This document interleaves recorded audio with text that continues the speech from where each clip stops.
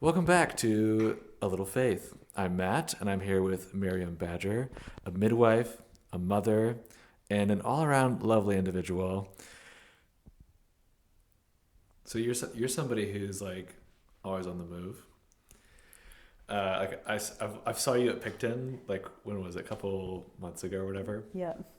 You like had Maple in one arm. I think you might have been like pushing a stroller too and like shuffling about. But one piece that of your life that you mentioned earlier that I was wanted to insert a question about was having a prosthetic leg. Like you mentioned, like you couldn't wear your leg up until you carried Maple full term, and it's Yeah. been something that you've had for your whole life. And Since I was 5. Yes, oh, I okay, wasn't born. I wasn't born without a leg. I acquired missing a leg through. I ended up having osteogenic sarcoma, which was a diagnosis of a bone cancer when I was 5. oh my word, Yeah. So then I had to have my leg amputated. At that time, that was really the only option, was amputation, and then a dose or doses of chemotherapy. So. what was that like when you were 5? Did you have a like an idea of God at that time, or would you say that you had faith at that time? I yeah, I mean, I think I definitely had my parents' faith, like, in a Yeah. in a way of a child. I have very vivid memories of my mother sitting by my bed and reading her Bible, and I knew that there was something. I knew that there must have been something very valuable about what she was doing at that time. I didn't totally understand, but Yeah. um, yeah. Can I go forward and kind of Oh, connect a couple things? you can Because go forward, you can okay. go backwards, you can go any direction you want. There's a really interesting thing that happened.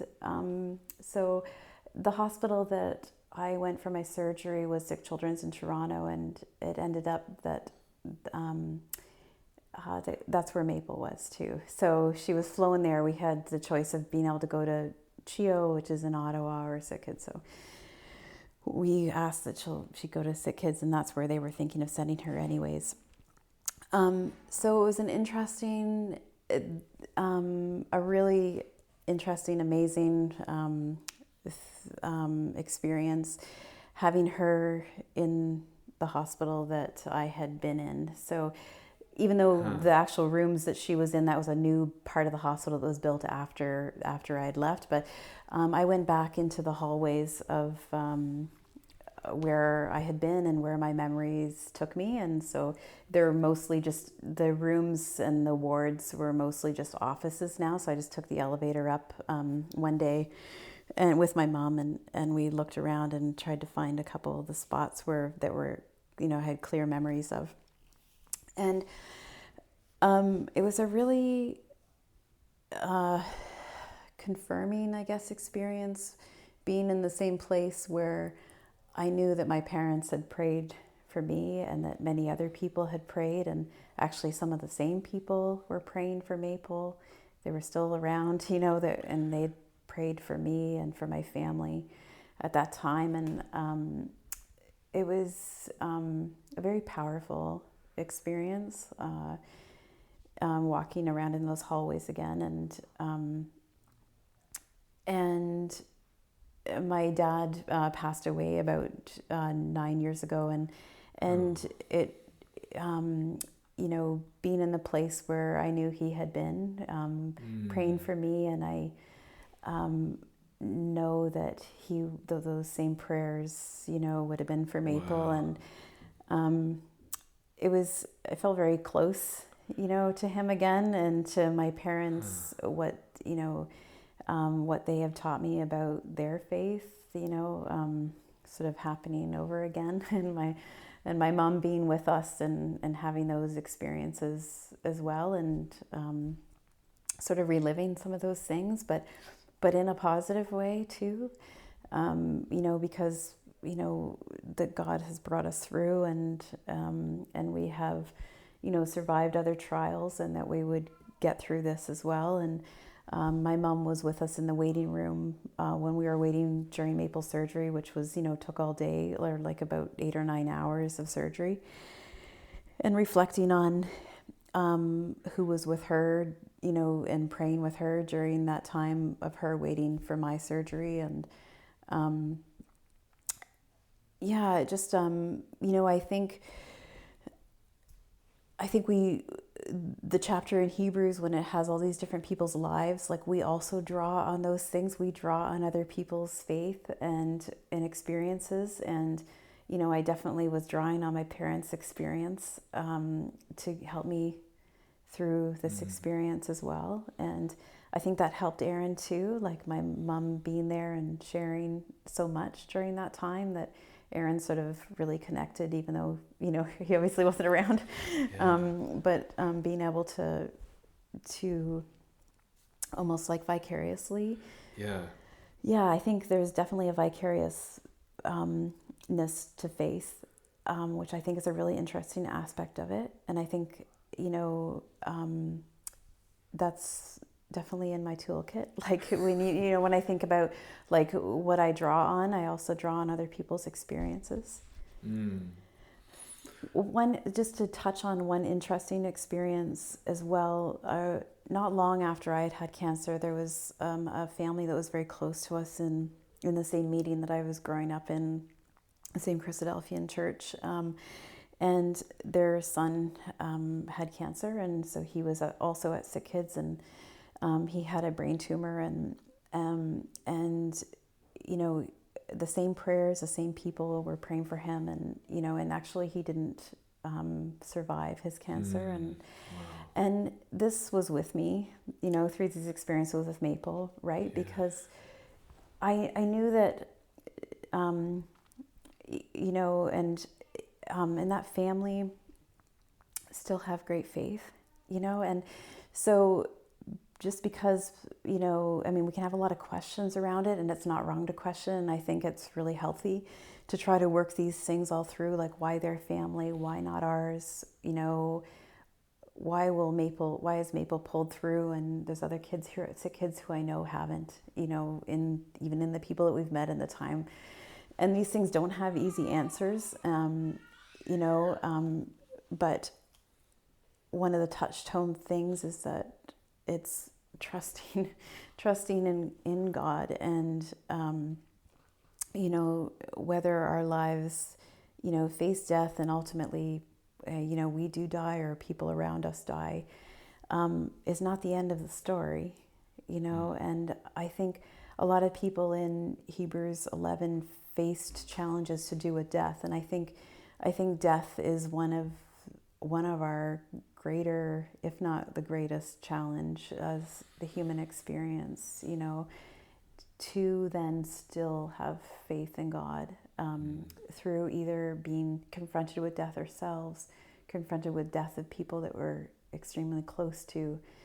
I think to challenge us, because God, in his wisdom and in his justice, he can't just pick and choose, just save all the people in this lifetime that pray and ask him to, because, or just Christadelphians, or just, Sure, just right, just people of faith.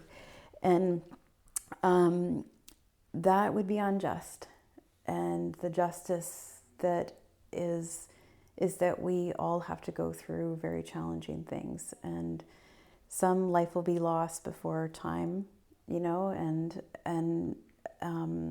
but if it isn't, like, we're challenged with confronting it, at some point in our lives, and I think it's the core of of one of the challenges of faith, and I think it ties it back again to creation. Like, do we trust that he's got this big plan that he's had from the beginning of time, from before time, without time even existing, and are we on board with his big picture, the big picture that he has, not just these, and they're not small things, like, but not just these challenges in our lives that we run up against. He's got, such a big picture happening. Hmm. Yeah. Yeah, you just span like all of the great philosophical questions of all time. Like you just like took it and ran with it. So I want to go back to you at Sick Kids. Is that what it was called? Yeah, sick kids in Toronto. Yeah. Okay, and this idea of the space where faith is, or like this like faith time capsule, or another phrase that came to my mind when you were talking about that was that was where you were talking about vicarious faithing, and just like where faith has deep roots, and for you there's this really poetic and moving picture of faith existing in this place, in this hospital where you were facing possible death, and Maple was, she's okay now,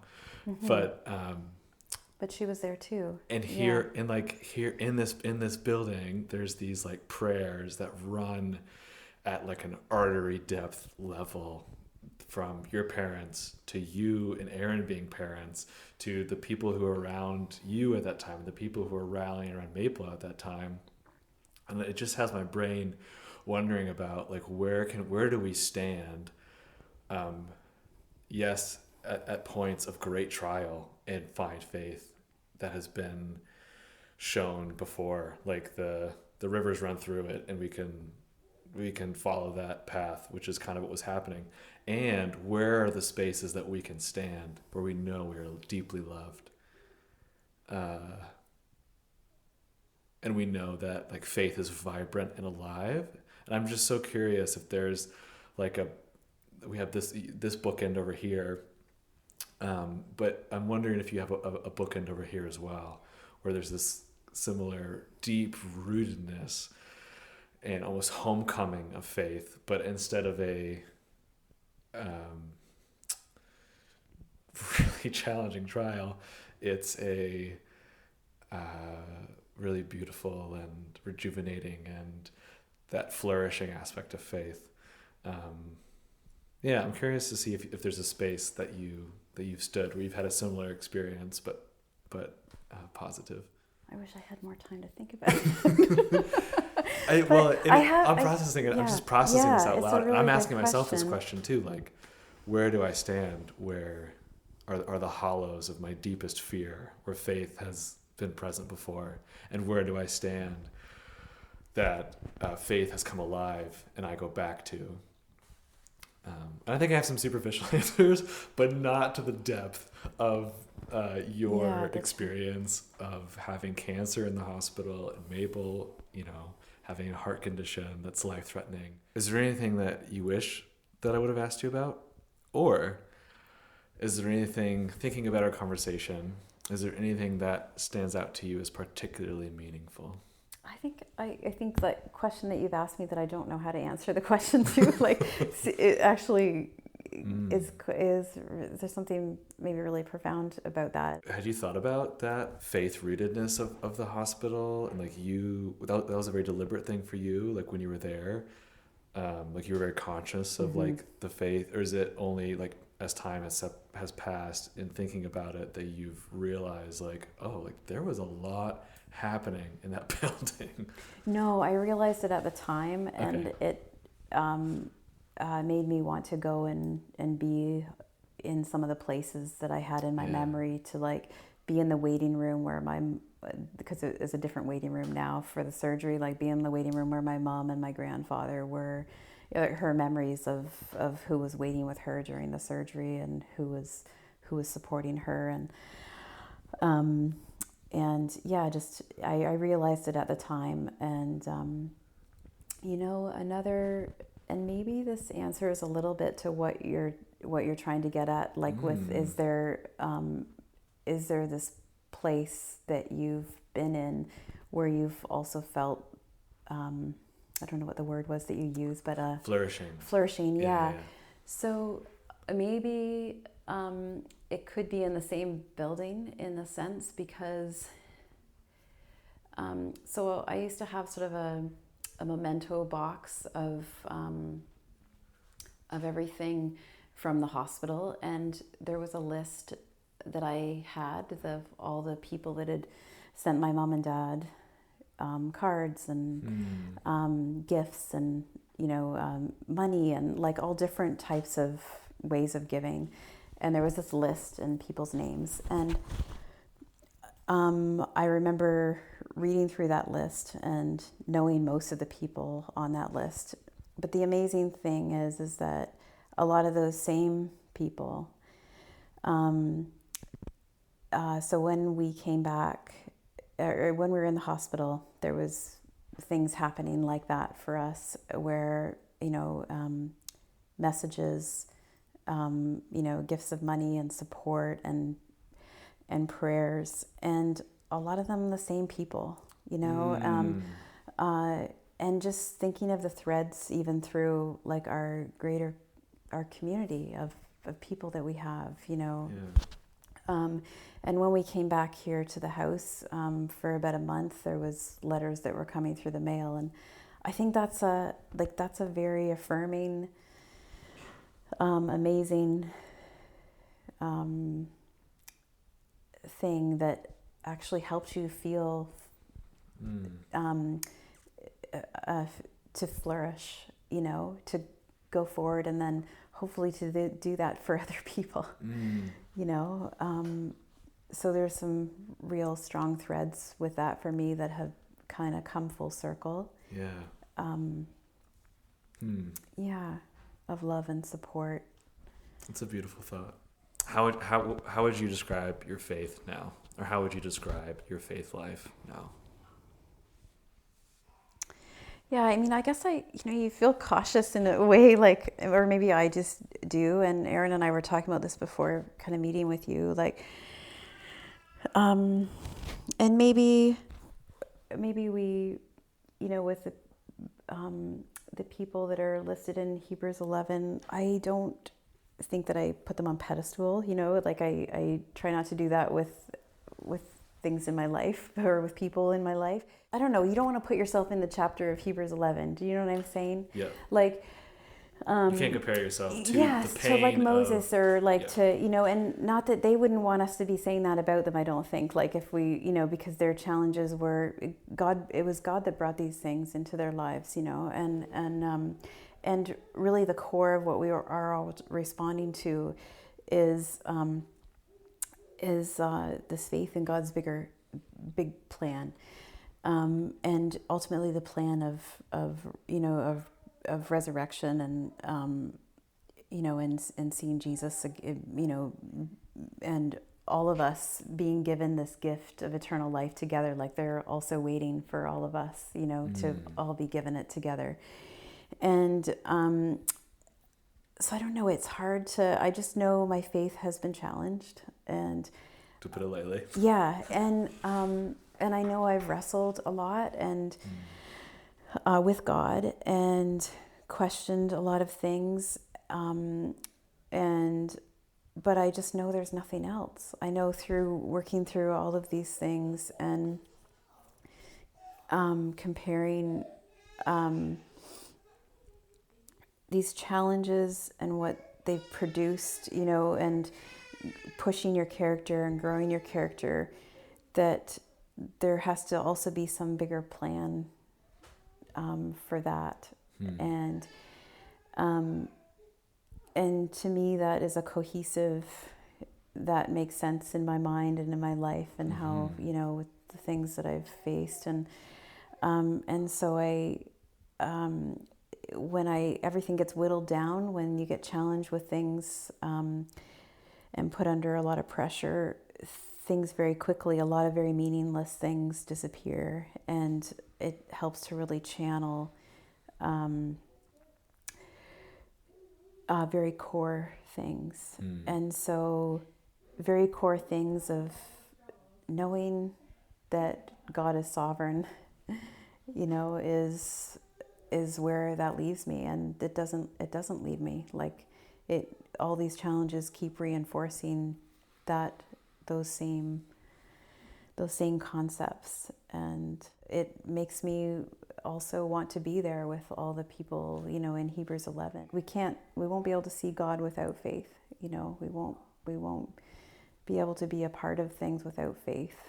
There has to be core elements that we've developed along the way to make us want to challenge our concepts of God and what He does. And it keeps solidifying. I guess it can, or it can push you the other way, because in those questioning and those challenges, I think that it can make you feel like this is all chaos, this is all a mess, like there is no God, therefore. It's a lot more complicated decision making than that, but it can lead to that, and it can lead to questioning that way. But if we don't question that way and then try to figure out whether and resolve those questions one way or the other. And how come you haven't gone down the chaos? You've had your fair share of challenges. Like, what is it that has kept you from just saying, you know what, all of this is, we're just here, it's happen chance, it's a chaotic mess. Creation does play a big part in my touchstone of You've brought faith. it up a number of times. It does, and it does, and I think it's really interesting because I've been reading over Hebrews 11, like thinking about talking with you, and like over and over again, and then it just suddenly kind of, I realized that verse was in there in the early chapter, and yet it's something that Aaron and I, like, we were that it's our touchstone and what we're constantly kind of referring back to.